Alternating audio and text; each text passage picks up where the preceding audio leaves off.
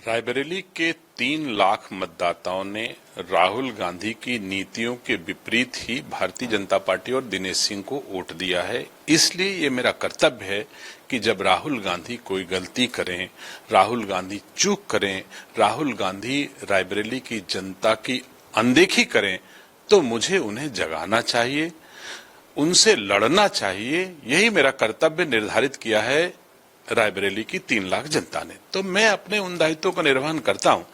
राहुल गांधी की यह गलती क्या पूरा देश नहीं महसूस करता? नहीं कहता होगा, अलग बात है। मैं कहता हूं, राहुल गांधी जी जब उनके पूज्य पिताजी की पुण्यतिथि होती है, श्री राजीव गांधी जी की, तब पूरा परिवार Gandhi Nehru private limited company इकट्ठा होकर के उनको पुष्प अर्पित करती है और परिक्रमा करती है। उनकी दादी इंदिरा गांधी जी की पुण्यतिथि पर भी वही क्रम चलता है, पुष्प अर्पित करते हैं। इस पर मुझे खुशी है, ये एक अच्छा काम है, इसमें भी कोई दो राय नहीं।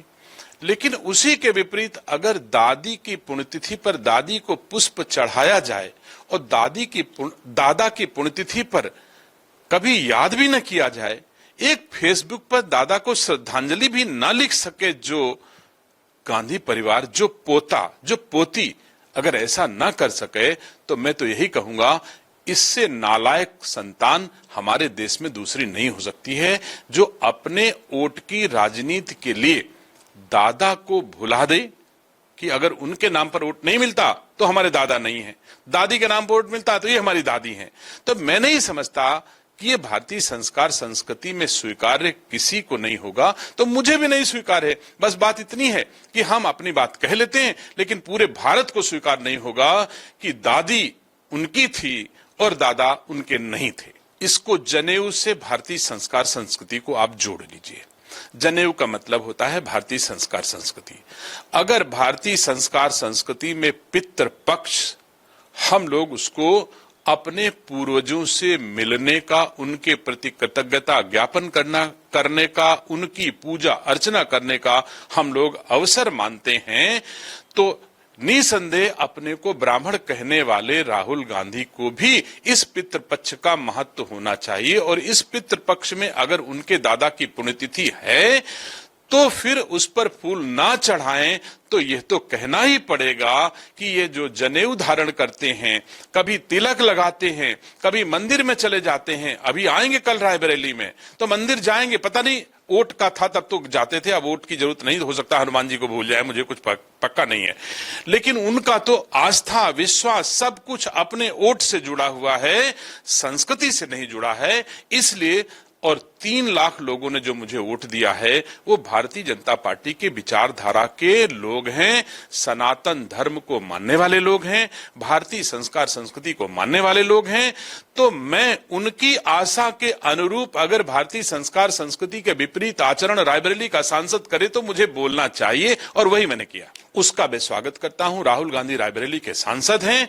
रायबरेली के विकास की गति देने के लिए उनको एक सांसद के रूप में जो दायित्व रायबरेली की जनता ने दिया है वो उन्हें करना ही चाहिए, और उसको करने आते हैं, तो मैं उनका स्वागत करता हूं। लेकिन दुख इस बात का जरूर है कि राहुल गांधी अगर आते हैं रायबरेली तो नफा नुकसान देखा जाए कि जनता का, रायबरेली के वासियों का क्या लाभ होता है और राहुल गांधी का क्या लाभ होता है।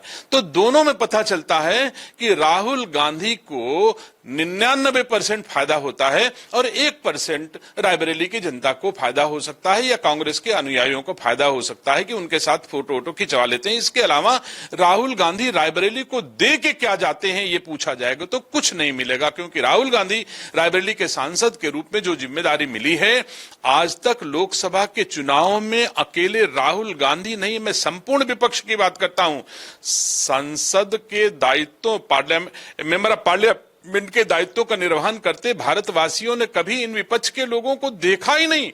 आप चुने गए हो अपने संसद संसदीय क्षेत्र की जनता की आवाज बनने के लिए पार्लियामेंट में। और वहां पर होता क्या है, अपना दल कैसे बढ़े, अपनी फेस सेविंग कैसे हो। जिस जनता ने वोट देकर के तुमको एमपी बनाया है उसकी चिंता तुमको नहीं है, अपना दल कैसे बढ़े, कैसे मोदी जी को गाली दिया जाए, कैसे पार्लियामेंट में सरकार को डिफेम किया जाए। अरे साहब, अपने क्षेत्र की जनता की आवाज भी तो पार्लियामेंट में उठाने के लिए आप एमपी बने, वो भी काम करो। मैं ये नहीं कहता कि सरकार का समर्थन करो, आप सरकार की खिलाफत भी करो, लेकिन जनता की अनदेखी हो रही हो तो खिलाफत करो।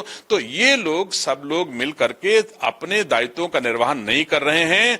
शुक्रगुजार हैं हम रायबरेली की जनता को, जिन्होंने मुझे सोनिया गांधी के खिलाफ 3,67,000 वोट दिया और राहुल गांधी के खिलाफ 3 लाख वोट दिया। उस वोट के बल पर मैं राहुल गांधी को घेर घेर करके रायबरेली मजबूर करता हूं कि राहुल गांधी रायबरेली आवे। इसके पहले सोनिया गांधी वोट लेने आती थी और फिर 5 साल बाद वोट लेने ही आती थी, लेकिन रायबरेली में एक बेटा पैदा हुआ जिसको रायबरेली के 3 लाख लोगों ने आशीर्वाद दिया और मैं लगातार उस खानदान से, गांधी परिवार से लड़ता हूं। तो राहुल गांधी मजबूर हैं कि रायबरेली घूम घूम के आते हैं और अपनी उपस्थिति दर्ज कराते हैं कि यह अब दिनेश सिंह के रहते नहीं हो पाएगा, हम सोने नहीं पाएंगे, हम गलत काम करने नहीं पाएंगे, क्योंकि दिनेश सिंह ये आवाज उठाएगा। देखिए, शिवपाल जी स्वयं में एक अच्छे व्यक्ति हैं, बहुत अच्छे व्यक्ति हैं, इसमें कोई दो राय नहीं है। और उन्होंने जो कुछ कहा है अपने दिल से कहा है, इसमें भी कोई दो राय नहीं कि राजा भैया ने इस उत्तर प्रदेश की पावन भूमि पर संघर्ष भी खूब किया है। उनका संघर्ष लोगों को संघर्ष करने की ताकत देता है, संबल देता है। जब कोई राजा भैया के संघर्ष को याद करता है तो उसको संबल मिलता है, इसमें भी कोई दो राय नहीं है। योगी जी कोई हो जाए ये थोड़ा कठिन बात है, हम इससे सहमत नहीं हैं।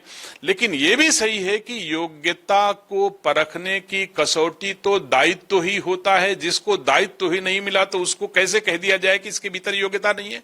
और जिसको दायित्व मिल गया वो अपनी कसौटी पर खरा है या नहीं खरा है, उसी के बारे में लोग कह सकते हैं। तो ये बात भी सही है कि योगी जी को जो दायित्व मिला है उन दायित्वों का निर्वहन उन्होंने बेहतर ढंग से उत्तर प्रदेश में किया है। लेकिन ऐसे बहुत सारे योग्य लोग भी उत्तर प्रदेश में हैं जो भी बेहतर काम करने की क्षमता रखते हैं, इसमें भी कोई दो राय। अगर आप ये वीडियो YouTube पर देख रहे हैं तो हमारे चैनल को सब्सक्राइब कर बेल आइकन दबाएं और Facebook पर देख रहे हैं तो हमारे पेज को लाइक करें।